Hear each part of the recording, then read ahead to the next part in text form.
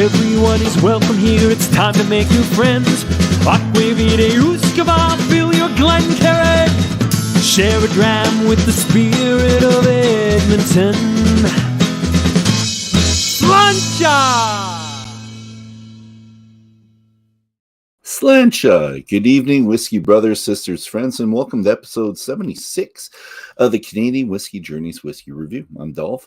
I'm the creator of the Canadian Whisky Journey. I'm the president of Alberta Scotch Society, and I'm your host tonight. So we're continuing our Canadian Whisky Journey with a bit of information on a couple of last straw whiskeys. Not just one, but a couple.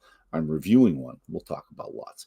Now, Davin de Cargemont, so the author of this book right here, his Canadian Whisky Awards took place 3 weeks ago at the Victoria Whisky Festival.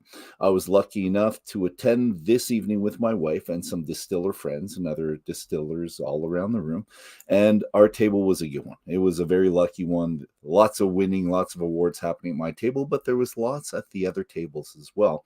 And we're going to talk about one of those right now. It was a fantastic night for Last Straw.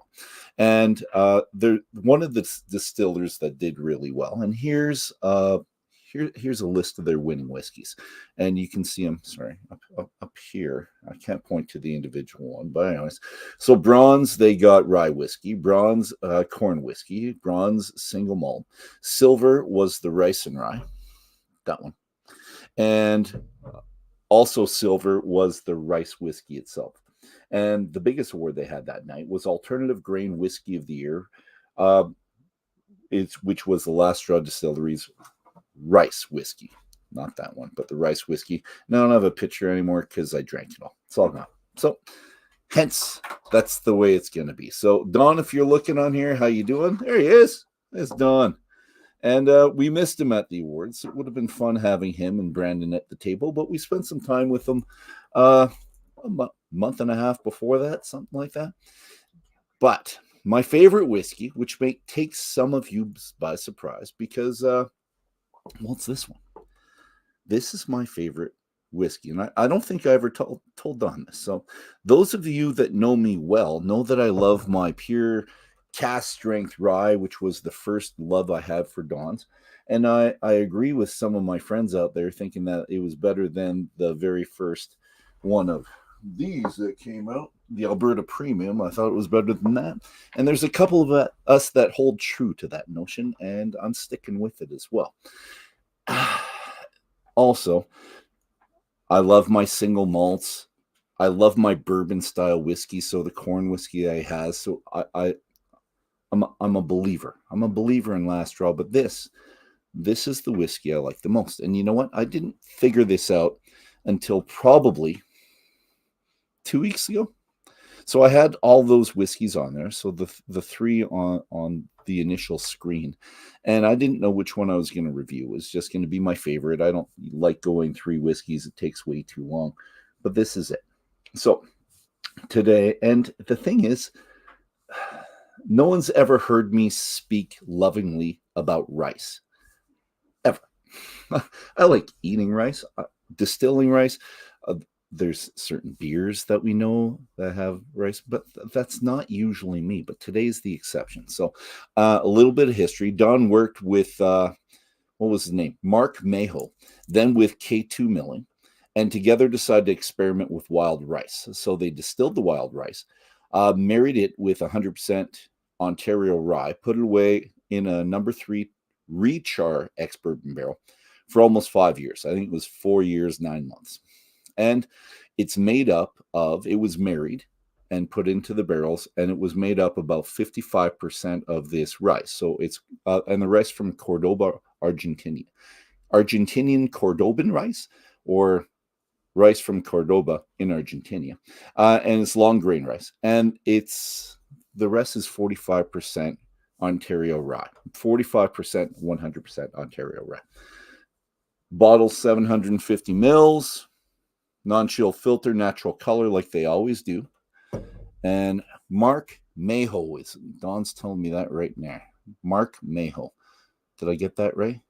Not Hayho, Mayhew. Sorry, buddy. No, it is Hayho. You're right. Here. Mark Hayho. $80. You got to buy it online. They'll send it to you here in Alberta.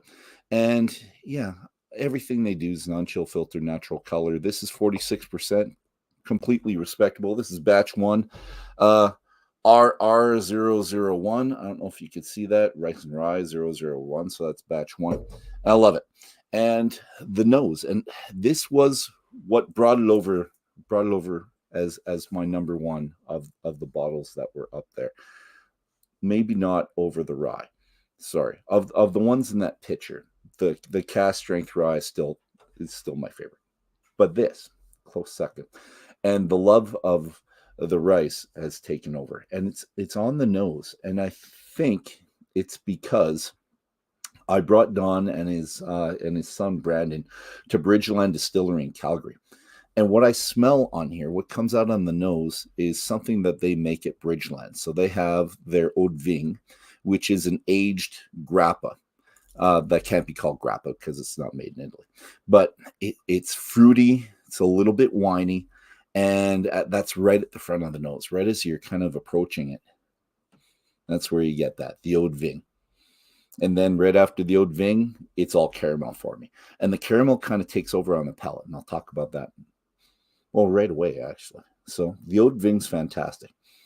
And you have to nose that first, because once you take your first couple sips, the fruitiness from the Eau de Vigne, kind of the grappa-like, kind of disappears, and it all goes into the sweetness. And I would say into the grain. But for some reason, the rice is nosing and tasting like wheat to me. And I'll explain it in my tasting notes. So that's it. The nose is distinctive, and I love it. So, yeah, let's just stick with that. Fruity, caramelly. The fruity disappears, but the caramel remains once you taste. And I'm going in.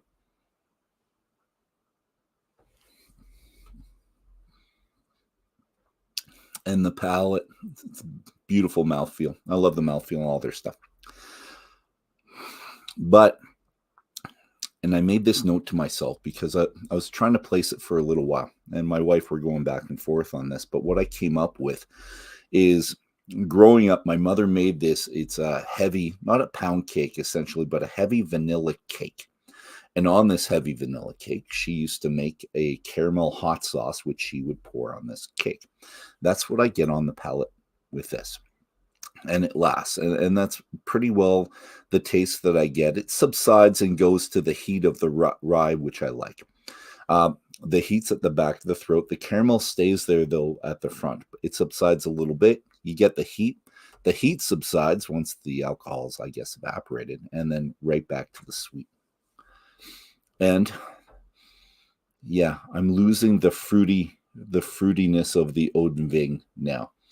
And I might be wrong on that. It's just because maybe I brought them to the distillery. We talked about it. We had lots of different samples there, but maybe that's what I'm equating with Dawn and Last Straw right now. So maybe that's what's in my mind, but it's prevalent. It's just fruity. Maybe I'm still getting it a little bit more than the caramel. So maybe I still get it a little bit. I'm tasting again.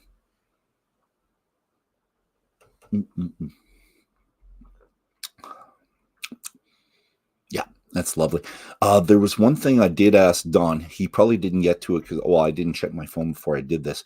I wanted to know the type of yeast that they used with the wild rice, because I'm wondering if it's just a typical yeast, some type of brewer's yeast, something else really funky out there. I'm not sure. But that was a question I had. So Don, if you're there and you can remember the type of yeast, unless it's proprietary or none of my damn business, let us know and I'll put that up there. And the finish. Let's go to the finish. Just gives me an excuse to have another bit. And my friends out there, hopefully when you watch this, it's tonight. You see the Oilers win number 17, knock on wood. And if not, don't blame me for saying it. But finish time.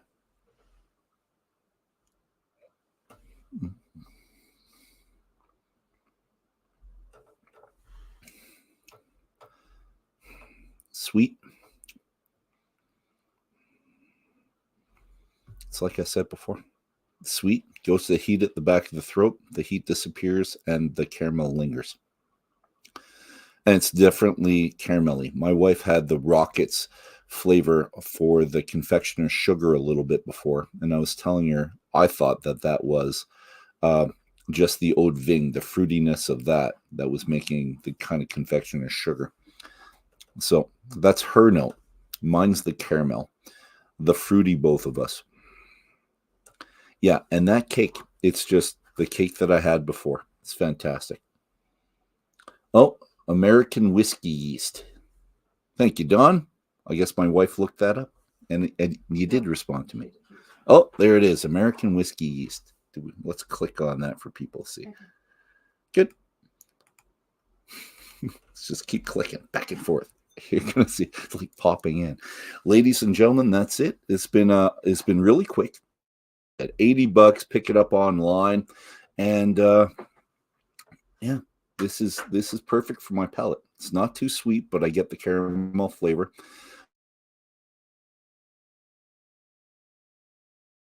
And this just won me over.